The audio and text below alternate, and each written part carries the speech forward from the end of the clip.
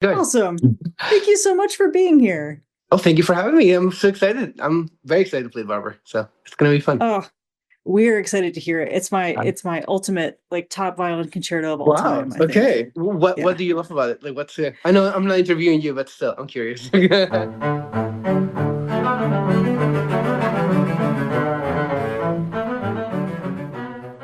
Hi everyone, welcome to OSA Backstage, and surprise, it's a Masterworks 4 twofer. Yes, we are talking with violinist Francisco Fullana. What a fun conversation. He's such a musician. I know that's the vaguest sentence of all time, but that's the truth of it. He is such a musician. He is genuinely happy about getting to do everything and anything, and he is a delight. And I cannot wait for you all to hear him now, and for you to come next week and hear him perform The Barber. It's going to be exquisite. Enjoy.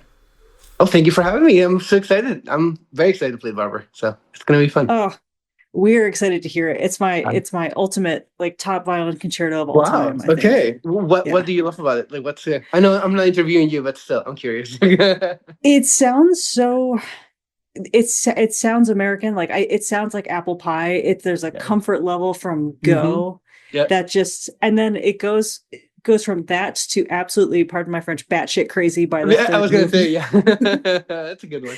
Good to say it. Yeah. How often do you get to play it? Because you're very much a classical rep guy. Yeah, I get to play. Well, I've been playing a lot of 20th century concertos. I love these like 1930s, so like Berg, Barber, Britten, Stravinsky. Yeah. There's something, even if they're very different. Simonovsky, I've played a lot. So yeah, I've played it a few times. It's been a couple of years at this point, but Okay. yeah, I had a phase that I played it a lot, and now it's really nice to bring it back and doing it in Utah next year and a couple other places. So Nice. it's nice. Yes, Very cool. Well, we should actually like get into it so you could let's talk do about it. it more. Sounds Let good. me introduce you to Serena. She is our assistant conductor and my partner in crime. Oh, Uh, hello, Serena. Hello, nice to meet you. And we're Nice looking to meet forward to you. having you here next week. Awesome. Thank you. Of course. I'm excited to. Susanna was sharing some of your text message. Oh, uh-oh. No, just kidding.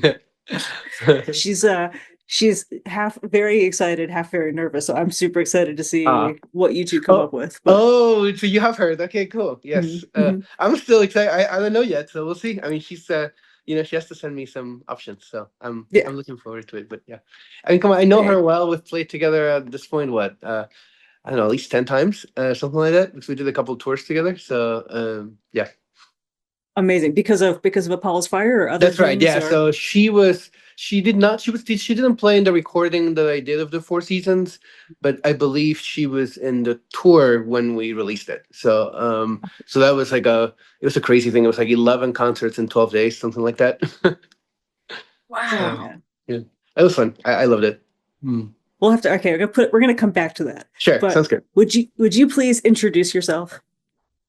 Hi, everybody. I'm Francisco Fullana. I am a violinist originally from Spain, now here in the United States for many, many years. And I'm really looking forward to playing the Barber Violin Concerto with Christopher Allen and the Omaha Symphony. Yeah. Where did music start for you? Did it start at home? Was it at school? Well, I mean, it was kind of like any other activity. My parents, when I was like four and a half, I went to some of those like in the rhythm music little classes. They're high school teachers, so they're not musicians at all. My mom is a math teacher, of all things. Okay. But yeah, I think they wanted me to just learn an instrument and kind of fell in my hands that, they brought me to a concert. I seemed to like it. And I started like any other kid with like Suzuki and I got very lucky that there was this very special kid teacher in Mallorca, where I'm from, in Palma. So I think that definitely kind of got things going in the right way and kind of made me fall in love with music from the very beginning. So So you have two high school teachers for parents, and they obviously thought this was important. But at any point, were they like flabbergasted that you were taking it to this completely like new level, or were they just along for the ride the whole time? I mean, they were as supportive as it gets. They've always been, still are, very lucky in that way. I think pretty early it seemed like pretty, I guess, obvious or whatever that that things were going well and like that. I should pursue this more seriously, or, kind of like really make it the main thing that I focused on outside of regular schooling. So yeah, I mean, they actually moved for me to study violin to Madrid from Mallorca when I was 11, which is pretty early. It's pretty, I always, as an adult now, it seems pretty crazy. So yeah, Yeah. Oh man, as an adult thinking about an 11-year-old, it's right. like It's it's like like thinking about it's a baby. yeah, it doesn't make any sense. And like, yeah, so when I was 8.5, there was this violin teacher, Varta Manuyan from Wisconsin University, passed a few years ago now, and he came to Mallorca to give like a master class and a recital or something. He had a friend there, and um, I was kind of the good little kid of the school, and so there's a bunch of high schoolers and whatever, and then I played for him Bach A minor first movement of the violin concerto, and and then he was like to my parents, there's this my former student lives in Madrid. You need to like send your kid to him. You should go every month to have lessons with him. My parents are like, we can't just like quit work a week every month to do this, but hey, we'll give it a shot. We'll visit him a couple times. And he was very good. Manuel Guillen, he's still, a good friend. And we ended up, going every 3 or 4 months and then eventually moving. So, yeah. Okay, that's super cool. So they went along with it from go. Okay. Yeah. And then you eventually decided to come to New York and Hmm. Juilliard. Yeah. And I was like 16, is that right? Yeah, so this teacher, after he was in Wisconsin, he had studied with sort of Dorothy DeLay at Juilliard and with Masao Kawasaki, which was eventually my teacher. So I went to Aspen, I would say, very traditional way of like a teenager, just from Europe instead of the US. But I would, so many of our colleague musicians have gone through Aspen at one point or the other, and so I went there, and yeah, I think it became pretty clear I needed some I would say like a lot of work in certain areas. And my teacher, so Kawasaki, was like, "Hey, like your kid is very talented." To my parents, like, "Your kid is very talented and all that, but we need to work on some things. Like, why don't you? If there's a way for him to come a year early to New York, have some lessons, prepare the audition, and then we can like really dig deep, as soon as possible." And that's what I did. So when I was 16, I finished high school early, kind of accelerated the last couple of years and came to New York. I was there for preparing the audition and then got into Juilliard. So yeah, What did you have to work on? a lot of technical things, honestly. It's like I've had a very different, I would say, upbringing in terms of my music. Just as my strengths and weaknesses than a lot of my colleagues that are playing around. So like I think my teacher at the time had a very strong focus on musicality and like kind of natural phrasing and sound and things like that. And I didn't quite have some of the left hand discipline that a lot of people kind of get when they're a teenager.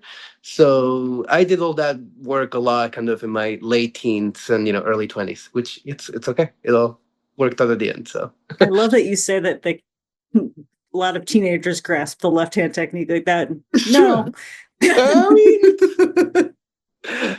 yeah, it's I don't know. It's something I'm always curious, right? Like if you think about like kind of alternative paths of the Yeah. of your existence, like what would have happened if I had some of like a lot of my friends from Juilliard or people that are in like great orchestras or soloing around, like the teenage education and training that they had. I'd be very curious whether it be better, worse, different. Like you never know.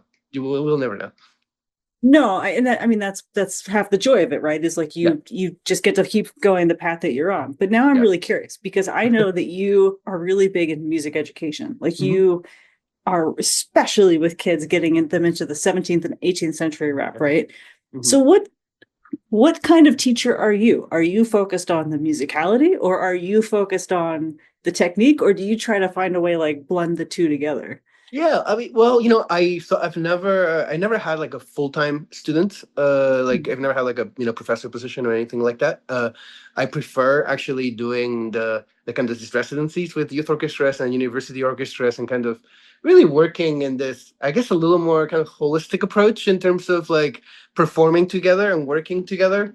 So obviously, I think some of that maybe kind of natural approach or musical approach that a lot of kids, I do feel the flip side of all this, right? It's like they don't get when they're like 14 or 15 old, they're worried about it's like playing in tune with a great, with a big sound and like, as fast as whatever the tempo is says.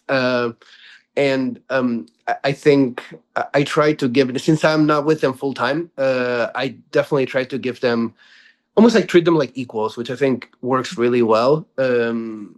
They don't, again, sometimes they're a little bit surprised or confused, but by the end, it usually, I think it, brings this kind of spirit and energy to their playing. Because then, they feel like they have a say in what they're doing. They're like thinking more actively. They're, kind of listening better, which I think it's super important and hard, really hard to do. And yeah, they're just more aware of like their feelings, their reactions, their actual things that are coming out of their instrument, things like that. So it is very much the getting to the heart of the why and allowing them to project themselves. Yeah, exactly. And like kind of listening to themselves both in like an emotional way and also in a actual sense. I think, I worked with Midori in the later part of my education, and the one thing that she's a master at that she really just kind of pushed, every time that I played for her, is really learning how to listen and how to navigate that balance between kind of acting and reacting and actually analyzing at the same time. Because I think some people get very focused on just like, trying to do it right or whatever, right? Like very like, well, my teacher has said that my elbow should be a certain way, and then this is how it's going to be. But like, are you really listening? Are you really paying attention how that's changing your sound, or whether it works or not for you? Or, there's many things you can do just with your ears on a day-to-day, kind of when you're practicing. yeah. Well, what would you say is there like a biggest misconception when you do these residencies that you keep seeing with the kids, or is every group different? Every group is slightly different. I mean, in the case of like, especially when I do like this kind of conductorless, youth or kind of camerata style, like string orchestra projects that I love doing. The biggest thing I think it's like they're so used to just following whoever is either conducting or even playing. They're and this is a very basic, again, like in a way, as you get older, it's a very basic chamber music thing, right? Of like leading together and breathing together and like leading from the bottom, the sound, right? Like the cellist and the basses. And that's things that you learn, yeah, like in string quartets when you're maybe, especially in college or even a little bit later, right? In chamber music festivals, things like that. But if you talk to a 14-year-old kid in a, very good like music program somewhere, chances are they look at you like, what are you talking about? So yeah, so I think that's, to me, that's kind of always what I try to push for. So cool. It's so interesting because being an orchestra musician is essentially like, yes, I will go with the group. I will do what is on the page. I will do what the maestro is telling me, but at the same time, not sitting and waiting to react and knowing what you're supposed to be doing. So that's so fun. And your projects, we mentioned Susanna. So you've worked with our concertmaster a number of times, especially in Apollo's Fire. But your resume is like full of ensembles like that. What happened between Juilliard and the start of your career that has led you to this arc of, I'm going to get to play chamber music with the best chamber music ensembles in the world? Yeah. Look, I think a couple of things happened. I mean, first of all, definitely as I was ending my grad school, postgrad, things like that, I got the chance to go to Marlborough Music Festival, which is like, again, that was what really kind of inspired me to be like, I wish I had this, like, because you get to play, with like Mitsuko Uchida or like Richard Good or, like the Guarneri Quartet members. And I played like Michael Tree's last concert as, there and things like that. And it's just super, super special. And you learn so much. And that's why, kind of this whole youth orchestra and kind of playing together idea came about. Because I don't think people should get that much earlier than when you're going to some, elite chamber music festival type thing. And then yeah, after that, I also spent a year and a half, 1.5 seasons at the St. Paul Chamber Orchestra as their co-concertmaster. That was, I always say, kind of my only full-time job I've ever had, and which was amazing. That's actually where I met Jeanette from Apollo's Fire. You know, got to play with like Martin Frost and Patricia Kobaczewskaja and some really inspiring people. And as my solo career was kind of doing its own thing and growing, and then I had to leave. I guess I couldn't really do both at the same time. Still, like, I got so much out of learning how to lead a rehearsal, learning how to play together with a fantastic group of people, crazy hard repertoire, week after week without a conductor in, kind of always very ambitious programming. Yeah, so for me, it was really kind of music, like in a music sense, life changing in the sense of like being able to now when I play as a solo, it's like you have such a you can I feel like I learned really how to listen again, back to listening, but like how to listen to like the whole group while you're still playing the solo part, and kind of hopefully be able to shift and lead little things just with your sound and your gestures, so you can kind of shape things the way you're connecting with the clarinet, or the way the basses are really pushing something or leaning back, and kind of working on those things organically in rehearsal. So Do you enjoy when you're working with a full orchestra? So not like Chamber Philadelphia or Apollo. Do you enjoy the opportunity with the full orchestra to try and have that symbiotic relationship with the conductor and the ensemble? of course. I mean, Yeah. that's the most fun part, right? And it's like again, I'm going, going to be in Omaha, first time playing there, and it's so interesting to because every orchestra is different, every conductor is different, and it's always fascinating and super super interesting to see what you can do in rehearsal, and like how things can be. There's just like so much you can do in kind of have a short amount of time. Yeah, there's so much you can do again just by the playing, and just the little conversations that you have with the conductor on stage, and even off the stage. When you're just having like little moments with people and being able to kind of understand where they're coming from, or what they like, something that sparked their attention or whatever, and then kind of building those that dynamic and that kind of molding it together. Oh man.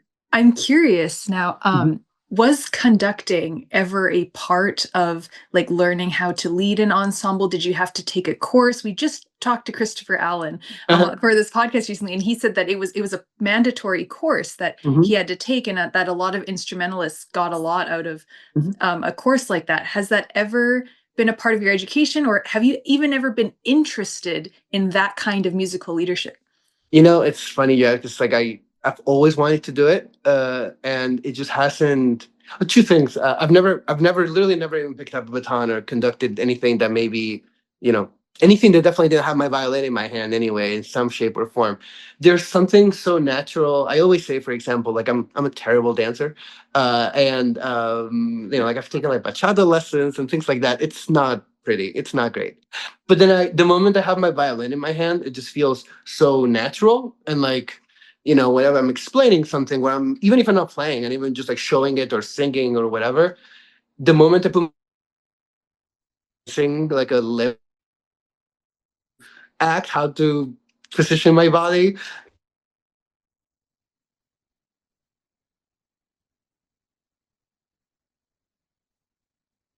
Hope we lost Francisco a little bit, I think. Okay, we'll wait. I'm so excited to get. Hopefully Francisco's internet comes back, but there you are. Okay, we sorry. briefly lost you. So you I'm were sorry. saying you're a horrible dancer, but Yes. when you put your violin in your hand and you get to demonstrate something or sing something, it becomes natural. Yeah, and so I think I think like I'm very clumsy otherwise outside the violin, so there's always been that mental block of not having the violin in my hand to really, try out conducting. But that's something I feel even for leading conductorless, like I've been doing some Beethoven symphonies conductorless and things like that. And I would love to, to have some lessons. So actually, Jose Luis Gomez, who was with you guys recently, he's a good friend, and I've asked him, it's like, Jose Luis, we gotta get together, and you gotta, just teaching me some basics and like let's go through a piece that I've already done. I don't know, like Beethoven 8 or Eroica or something. Like let's just like go through it and see how it goes. So, Violinist to violinist, conductor to so exactly future right. I conductor. mean, Yeah, yeah. yeah. The So yeah. man, I see. So I just finished reading a book like a couple months ago about the history of conducting, and was blew my mind that actually the very first conductors were the first violinist and Mm-hmm. a keyboardist, and Mm-hmm. hopefully working together, but sometimes not. Mm-hmm. And so in reality, it's like you have been fulfilling the role of the conductor if you've been doing these conductorless Yeah. ensembles just with your usual stick and not. Exactly. Yeah, but really though, it's like Yeah. I mean, like I've done Beethoven concerto quite a bit without a conductor, and it's challenging. I mean, it's hard to play that piece, the way it's like the Yeah. violin part famously not the easiest piece, and but then lead an ensemble to kind of make it sound cohesive and organic, and have them lead certain things, and so. But then without my violin, it would feel very weird. So, but we'll see. Is that your happy place? Is that like where you're most comfortable in that sort of environment, or do you just like it week to week to change? What's your Oh, you mean like conductorless versus conductor, or? sure? Yeah, I like. I mean, I like the variety for sure. I mean, I always say it's like if I had my way, like it'd be like 2 weeks of playing with conductor, 1 week without it, and then a week of like a youth orchestra residency type thing.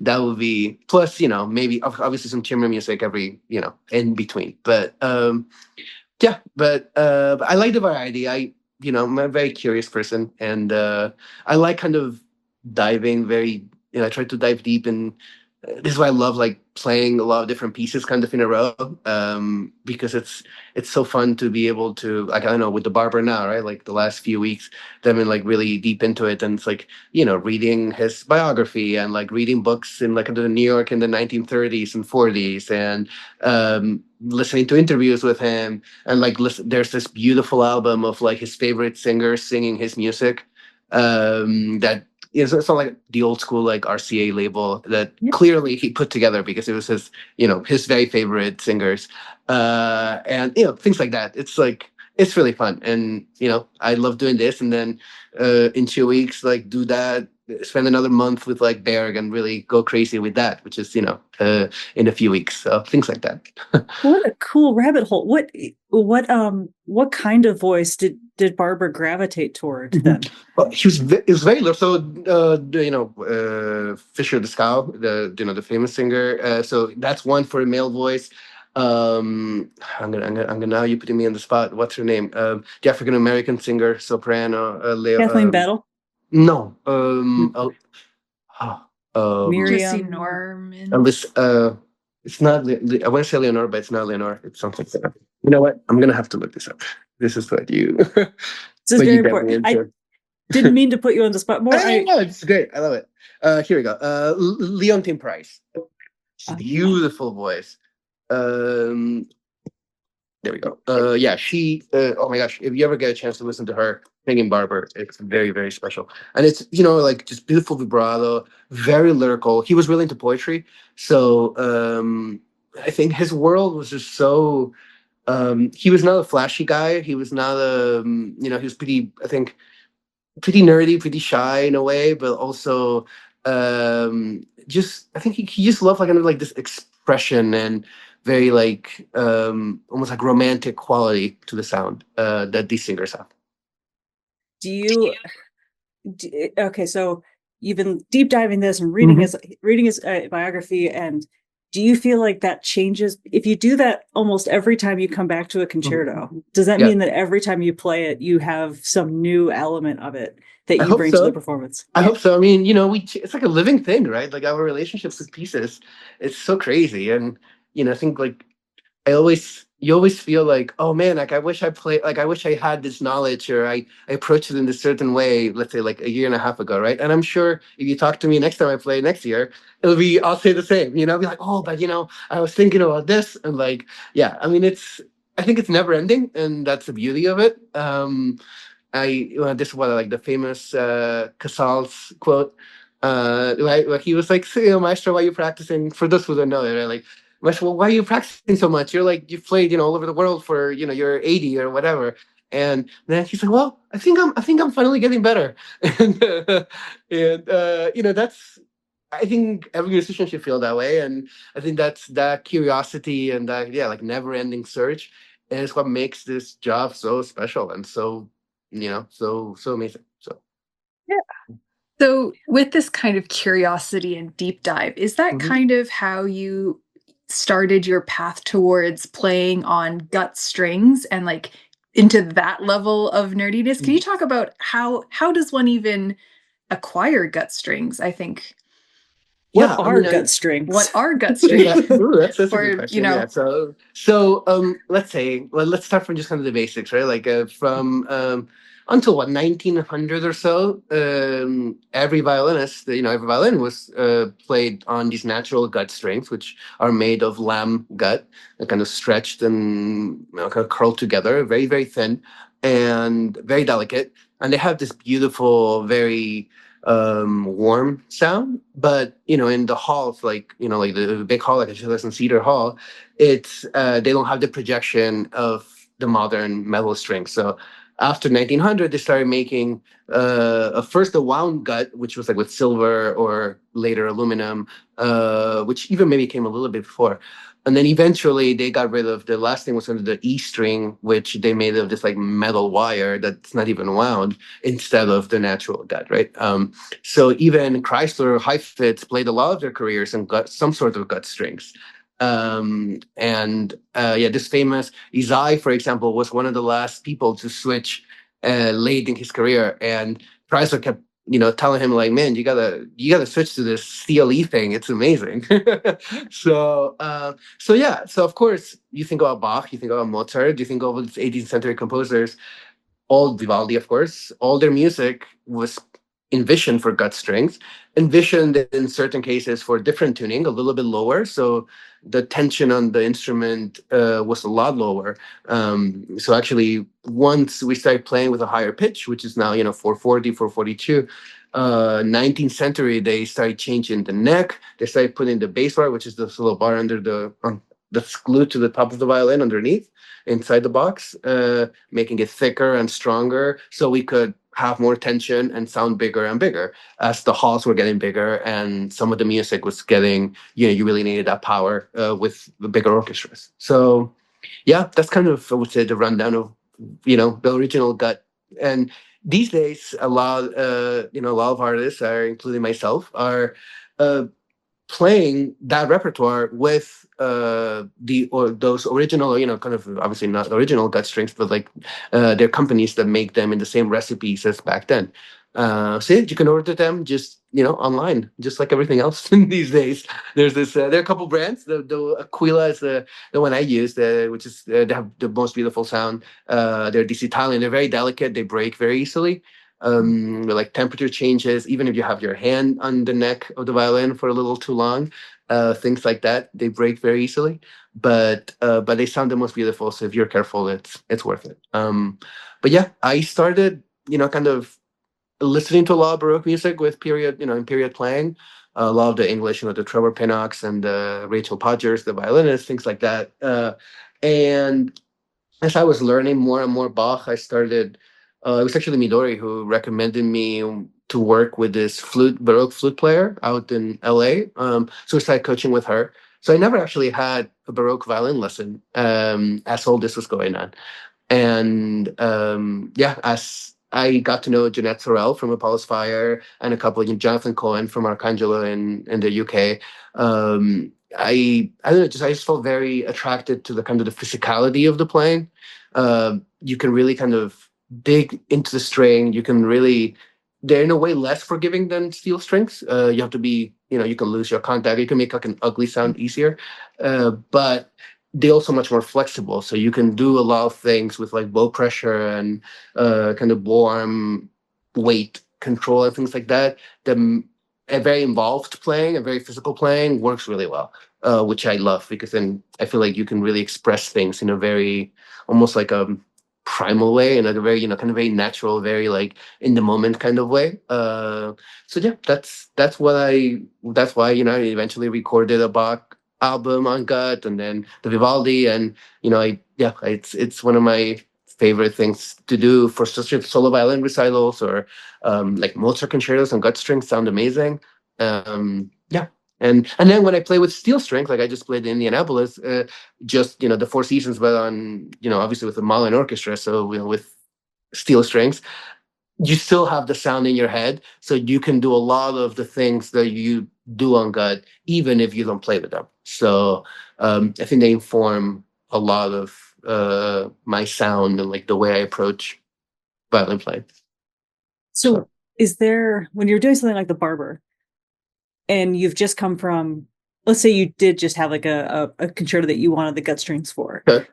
is there any time that you need to like physically change the approach, or are you no? I used to, but then I started. As again, a little crazy, as you can probably tell, and I'm very nerdy about these things. So I actually started doing these programs with two instruments. I'm playing at like 415, at 440, and going between like Bach and Isai and whatever. Uh, so so that really trained me. At one point, there was like during COVID, I was living in Northern California for a couple of years, right those like 2020 to 2022, and great friends of mine, great musicians, run a festival in Sonoma, and we're good friends, and they wanted to record all Beethoven, do like a live stream of all Beethoven sonatas at 4:30 on gut with like forte piano. They have this beautiful collection of forte pianos, and which are pianos of the time, right? Like 19th century pianos. That's a little bit smaller. They have a wooden frame, and yeah, so I was like, practicing to play. I don't know. I think I was playing. I want to say I was playing like Hardman and Berg somewhere else, because it was just starting to come out of COVID and starting to have more concerts again. And but then driving up 2 hours and then putting on like switching violins, playing at 4:30 like Kreutzer Sonata with like an hour of rehearsal, right? So that really taught me a lot. I felt like I'm able now to switch pretty quickly. So yeah. Wow. Yeah. Wow. Okay. So you have multiple instruments. I was actually going to ask, you talk about the bass bar. Mhm. Does your current main instrument have a bass bar installed in it now to handle like the Yeah. modern Yeah. So I'm workload? sure the bass bar is probably like a couple of decades. They get changed every 20 to 30 years. And yeah, so that's not original. The instrument is from 1735. It's a beautiful Guarneri that's on loan to me.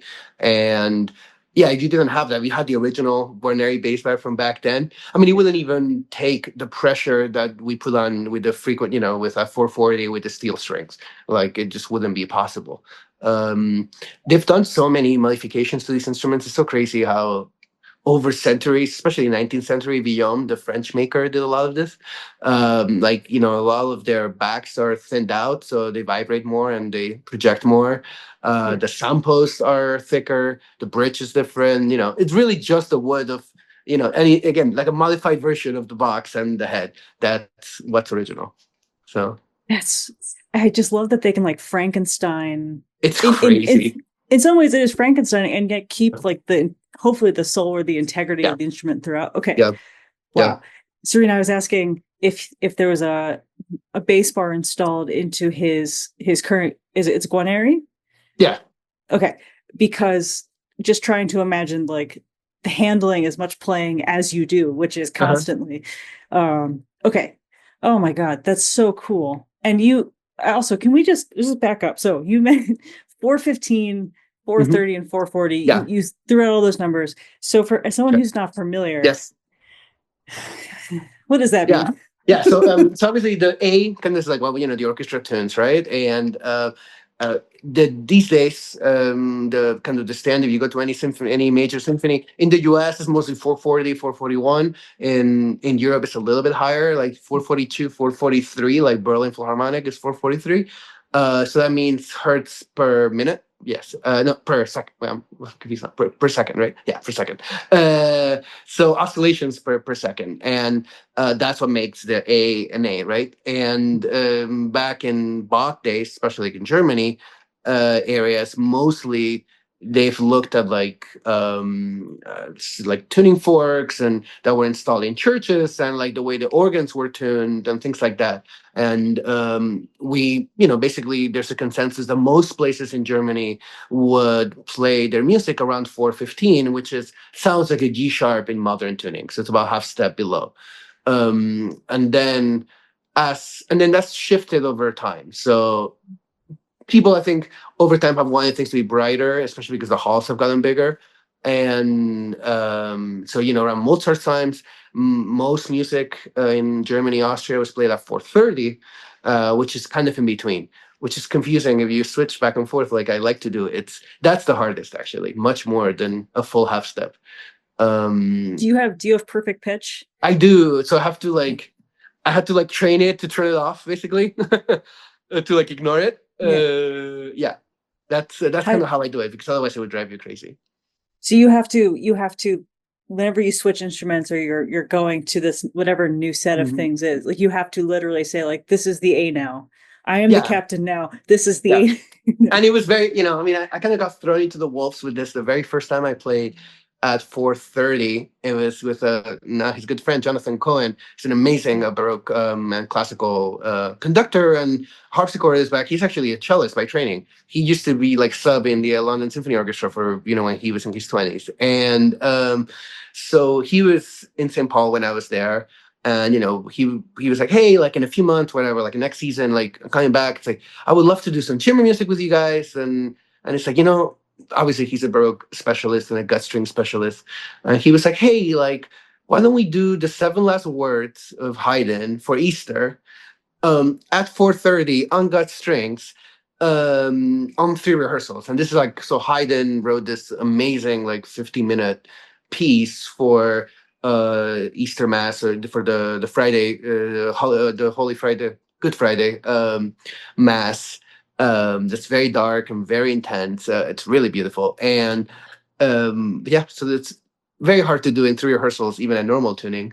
And that was my very first gut string concert I ever did. So so that's what I mean. It's very, like I always say, that my tuning was not as spectacular for that first concert, and it got better as I've played more of it. And now I've gotten to the point where I can switch back and forth. It doesn't bother me. Does that feel important? Like, if you were going to work with a group of students who were hoping to follow your career path or do things similar to you, is that important for them to be able to start training that flexibility earlier? I think it's good for them to be exposed to it. If people have all these fears, I wrote an article a couple of years ago about this. I was like, they have all these fears about starting to play on gut strings or on Baroque setups, and I'm like, just buy like $30 worth of gut strings, and they're not that expensive. Put them on your regular modern violin, whatever you have, and try it out. Like that should be the first step. Then borrow a Baroque bow and try it out. And like you can do it so slowly, even starting with like holding your bow higher and because that kind of helps you with having a similar balance to a Baroque bow, and like the chords and all those things feel different, right? So like there's many ways that you can do it very slowly and not, you don't. Yeah, you don't have to get thrown in the deep end. I kind of did that, but I don't recommend it. So. Oh man. And so, okay, and then shifting course completely, then focusing on something thoroughly more modern, Barber in the 1930s. What kind of mindset shift do you have to do for Barber, or or does that feel much more just like, oh, I know how to do this. This is quote unquote run of the mill? No, I think it's like, in a way it's the same approach. In a way it's completely different, right? So like in a way I listen the same way. I try to hear the sound and like kind of have that feedback, like kind of instant feedback of when you're playing, what's coming out. And I also record myself a lot when I practice. So kind of really shape and create the sound that you envision for Barber, which is obviously very different than Bach or Vivaldi, but also very different than Berg. We're just talking about Berg. Like even if they're written 3 years apart, that American language that we were talking at the beginning, right? Like that sound, that what do you call it? Apple pie. That's what you call it. I love that. It's completely different than the like second Viennese school, bear sound that's like that he wrote in this, very dark and almost like a elegy type of right concerto. So it's just a different world, and it should be played differently, even if it's the same violin, the same player, and the same bow. So, I yeah. No, no, go ahead. no, I Oh no, just I was just like I was trying to like I was just saying this like I really try to adapt my technique and my sound. Like that's I would say one of my biggest priorities when I'm learning a piece or bringing back a piece to that world of the composer. I feel like it's like speaking a different language. It shouldn't sound the same because I'm playing it and it's the same instrument. So so in with that, I'm not sure. I'm sure you play a lot of contemporary music. Have you done premieres and things like that? And is that very different how you approach that? Because you don't have that kind of wealth of information that you can Mhm. research, but you Yeah. kind of have a singular person, a singular Yeah. composer whose brain you can pick. What's that process like for Oh, you? it's so fun. It's so fun.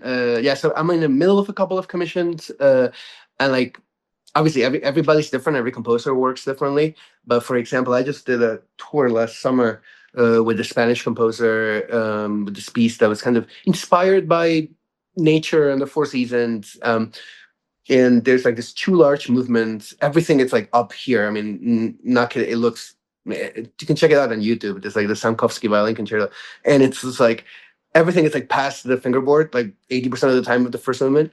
Um, and so really had to understand what he was trying. Like I had a couple of Zooms with him, and it's always nerve wracking because you'll see in this piece, for example, it's very over notated. So like, what I mean is like there's so many little notes and that are played at a crazy amount of speed in an area that you can barely hear basically or distinguish the pitches because it's so high.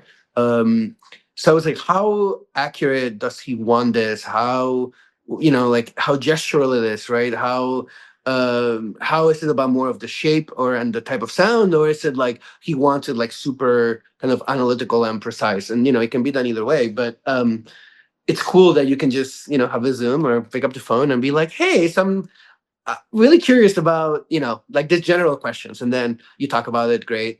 Maybe you even played a few passages for him. Then let's say a few weeks later, I'm like, there's so many little spots that I'm confused about, like a certain note or a certain dynamic, or like there's no way anyone's gonna hear me over this like crazy triple forte trombone section or whatever, right?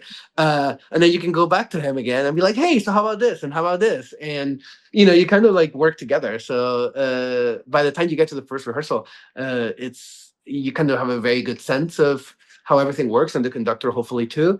And then it's more about like kind of coaching the orchestra on what he's trying to do, and not having to interrupt, not having to ask him all those questions like in that rehearsal, right? When you have 70 or 80 people's time to not, to be efficient and to get as much work done as possible.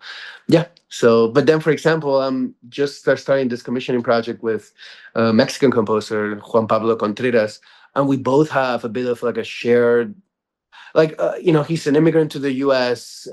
His grandmother actually was from Spain, so he's a Spanish citizen as well. So we have a lot of kind of like shared things in common. I spend a lot of time in Mexico, and we, I kind of almost I feel like we've created the concept of the piece and the inspiration of the piece on both our life stories together. So that's been really cool because I've been able to talk to him from like the very first, coffee of like, hey, I'm like, I really like your music. Maybe we should do something together. And actually, he's very open to like, kind of, yeah, like creating the concept and the inspiration. And then he from here, like he started, I think, writing it this week, kind of running with it. So that's really fun. I It's so cool. I keep thinking one of the greatest lessons I learned at school was that your goal whenever you're performing any piece is not to make the piece sound like you, but Mm-hmm. to give it your most like authentic, this is Mm-hmm. what the Yep. composer wanted. Uh-huh. And so to get to do that from go. I know, right? Yeah. It's crazy. And to be able, like, to me, I love this project because I'm like, wow, and I feel like it's gonna be a piece that's also about my life story and like why I am where I, like where I'm here in this place in this world right now, and to be able to kind of capture that in music through his brain and his mind and his, his like musical ideas, it's super cool. So. Is there a piece of music besides this that you feel like is your party piece is the wrong word, but like if someone said like, okay, Francisco, give us the piece that sounds most like you. Mm. Oh, that's a hard one. I have this weird, so I have a bit of like a, almost kind of like a synesthesia kind of thing, where it's like each piece, like basically the way I kind of work, is I've had since I was a kid this weird like library of like instants and visuals, that I can remember like down to like the very exact details of like what someone was wearing or where I was or whatever, and that's kind of what I use. I kind of like part of my process is connecting those moments with what I'm playing and like trying to understand why a certain piece is making me feel a certain way, and then where that comes from, because it's always going to come from one of those things.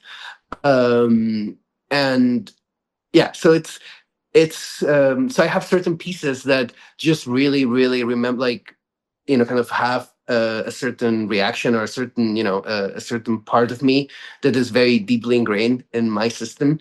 So for example, like the second movement of the slow movement of Vivaldi Summer, like I can almost not play it without crying every time. And and it's because it's reminds me of this moment with my grandma when I was like 10 years old, and it just has that like instant like connection to it. And doesn't matter if I'm tired, if I'm cranky, if I like, if like the concert's going well, if it's not, like it doesn't matter. I still, that just like brings it to me. Yeah. So that's why I have like, it's not like a one piece, but it's, it's more of thing like a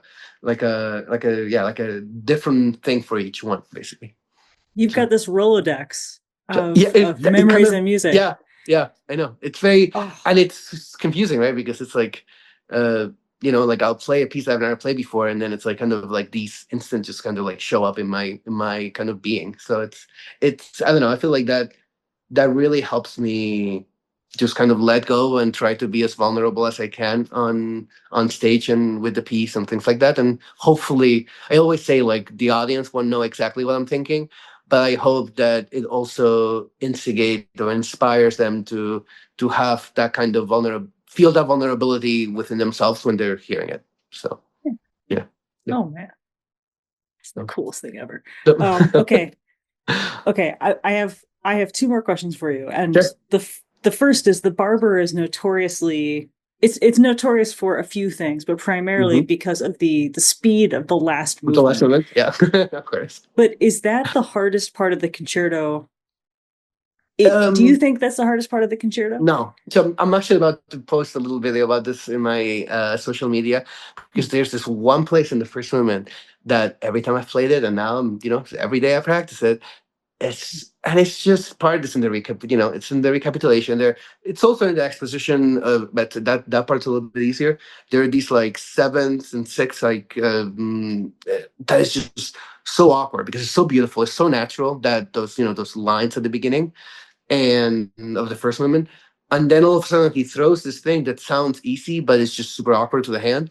But you have to keep that sound and that kind of ethos that he starts the piece with, because it's 30 seconds in, I mean, in the re-exposition, basically when it repeats it. But yeah, it just, and you're by yourself, like the orchestra will have the long note and then you go da da da da, you like play this like little sixth thing, and then then the next bar the orchestra comes back in, so you can really hear it. Yeah, so that's for me much harder than all the fast notes of the last round. Love that. I love that so much. It's such a great part of the movement too. It's such a neat effect because you're right. The intervals are totally Right, like da unexpected. da Yeah. and da da da da da da da, and it's just like this like cascade, right? Like this kind of like little waterfall of notes that is so beautiful and so unique, because they're not, like you hear these, either you hear it one way it's a sixth, the other here you hear it's the seventh, and it's just not an interval we use much in kind of romantic or kind of like a tonal, right, classical music. So yeah, it's a tough one. That's definitely the one for me. Oh, okay, great. Well, that's exactly what we'll be listening I know, right? Exactly. I feel like I've given it away now. I do love that part. That's a great part. Yeah. Okay. And then last question for you today. Okay. You have 30 minutes. You're on stage. You have access to everything on stage, every instrument, everything that's there. And you can Okay. do anything without consequences. Okay. What do you want to try? But is there like what's the are you asking about a piece or are you asking like is there an audience? Like what's the setup? That's completely up to you. In my Mm, mind, it's a stage full of instruments, but there's yeah. nobody else there. So you So don't, it's just me. it could just be you. If you prefer to have an audience, I would be curious, like, what would you try with an audience? Interesting. Mhm. Wow. I think oh wow. That's a very good question. I mean, I think there are a couple answers. Depends if it's just like I'm just trying to have fun. Probably play every weird percussion instrument I've always wanted to play. Like they're Mhm. what do you know the one with like the little ball that was like the like has like a crazy sound, almost like a boink kind of sound. I forget which pieces used this, but I've seen it a couple times. Or the sheet, the metal sheet. How you know Yeah, the the sheets are the cool. the storm thing. Yeah, so that would be one thing. If I think um if there was an, I mean, like I think it'd be fun to do that with an audience, and then be able to try. It's like try different, like connect different, like show different moments of different pieces, and kind of connect them in my way. It's almost like like kind of like letting them be in my brain, and like be like, oh, like for example, like we're talking about the barber, the scherzando part of the first movement, like da da da da da da da da da da da da da. Yeah, Like I was just practicing before we hopped on this, and I would love to play that against like a Duke Ellington theme, like a really old recording of Duke Ellington, and kind of show, even if Barber himself it's not like he played jazz or was, I think he was obviously surrounded by jazz and blues at that time, right? Like New York in the 30s and 40s, but it's not like he was known for interacting with a lot of jazz musicians. But I think that place is extremely jazzy to me, much more. But then the other side of it, it's like, for example, it also has a lot of like if you play it in a different way, almost sounds like Prokofiev, like the Prokofiev, like the second violin concerto. So I would love for the audience to kind of play it both ways, and then like show the passage in the Prokofiev violin concerto, and then show like a Duke Ellington theme or some jazz, like old school jazz thing, and then see how they react and like kind of have a discussion about it. Yeah.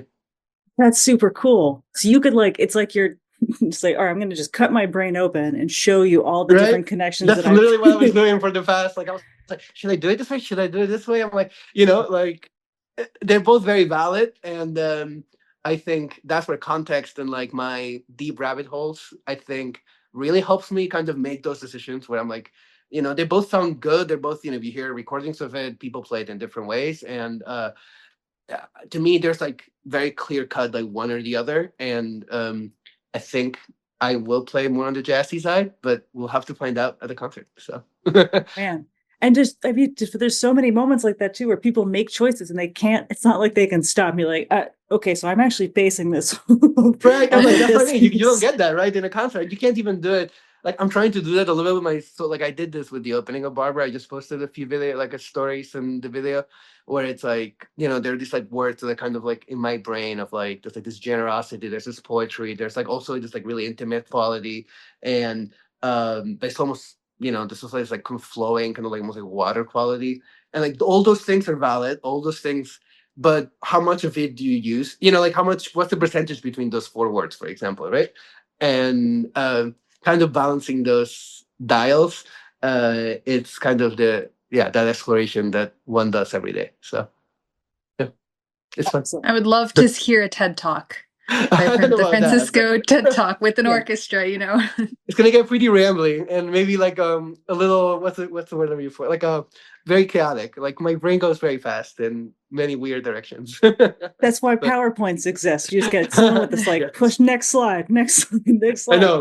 You need. Well, I have friends that've done given like scientist friends that done a lot of TED talks, and like they coach. They really like break it down. They Yeah. they really help you kind of give that clarity and coach you through it.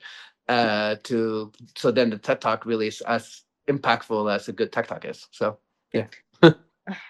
Okay, well, I'm gonna put a pin in that for the future because I want to see the ribbon of here's 2 measures of music and here's all the thought that went into it. Yep. Oh, so cool. Francisco, thank you so much. Thank you both. This is fun. I can't wait to see you, in person, and can't wait to play together, and we'll have a great time. So We will. Thank you. We're looking forward. Thank you so much. Thank you so much. I really appreciate it.